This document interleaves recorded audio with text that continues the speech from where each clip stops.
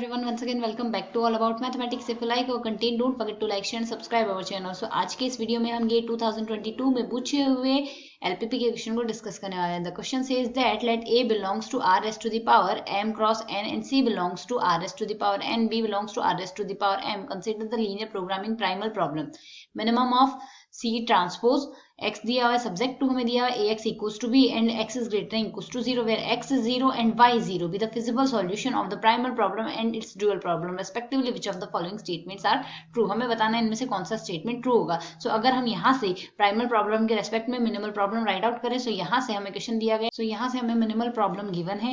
Minimal problem यहाँ दी गई C transpose X and subject to constraints हमें दिए गए हैं यहाँ से ax is equals to b and similarly अगर हम राइट आउट करें x is greater than equals to हमें 0 राइट आउट किया गया है. सो अगर हम इसके लिए ड्यूअल प्रॉब्लम लिखें तो ड्यूअल प्रॉब्लम हम जानते हैं मिनिमम का मैक्सिमम में चेंज जाएगा. सो मैक्सिमम यहाँ से जो कंस्ट्रेंट्स में राइट हैंड साइड में जो वैल्यू है बेस वैल्यूज, यहाँ से उन वैल्यूज को बी ट्रांसपोज में लिखेंगे एंड वाई आएगा. दूसरा वेरिएबल हम काम में ले रहे हैं यहाँ से सब्जेक्ट टू इसके कंस्ट्रेंट बन जाएंगे, ए की जगह ए का ट्रांसपोज लिखा जाएगा, वाई हमने वेरिएबल काम में लिया तो एक्स आ जाएगा और इक्वल्स टू यहाँ से जो सी ट्रांसपोज ये लिखा हुआ है इसका ट्रांसपोज आएगा जो कि सी के इक्वल होगा and Y is greater than equals to 0. ये हमारे पास वैल्यू आ गई. बट अब क्वेश्चन के अकॉर्डिंग देखें हमें x0 एंड y0 दो वैल्यूज जो दी गई है वो किस तरीके से दी गई. यहाँ से x0 और y0 फिजिबल सॉल्यूशंस है primal and respectively dual problem के. प्राइमल प्रॉब्लम का solution x0 and dual problem का सॉल्यूशन y0 हमें यहाँ से गिवन है. सो यहाँ से अगर हम सिंप्लीफाई करें तो हमें क्या देख सकते हैं, यहाँ से हम जानते हैं जो प्राइमल प्रॉब्लम का जिस तरीके से सॉल्यूशन निकालते हैं, यहाँ से अगर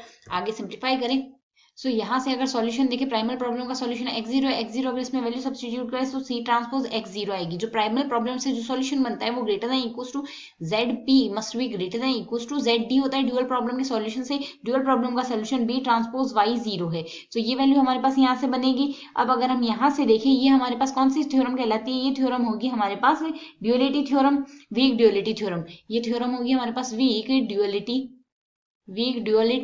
theorem.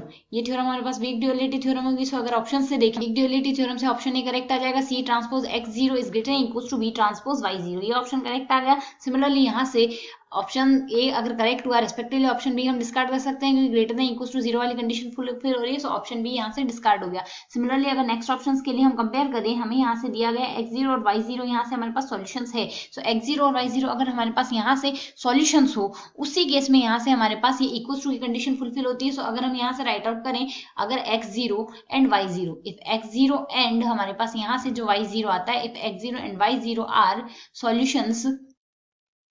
solutions of are optimal solutions, then हमारे पास यहाँ से C transpose into x0 equals to B transpose into y0 आता है और ये condition if and only if में चलती है. If x0 and y0 are solution if and only if हमारे पास यहाँ से C transpose x0 and B transpose y0 fulfil होगा और ये थ्योरम हमारे पास कहलाएगी स्ट्रॉन्ग ड्यूअलिटी थ्योरम. सो अगर ये स्ट्रॉन्ग ड्यूअलिटी थ्योरम को हम कंपेयर करें यहाँ से हमारे पास इस वजह से यहाँ से कौन से ऑप्शन करेक्ट आएंगे.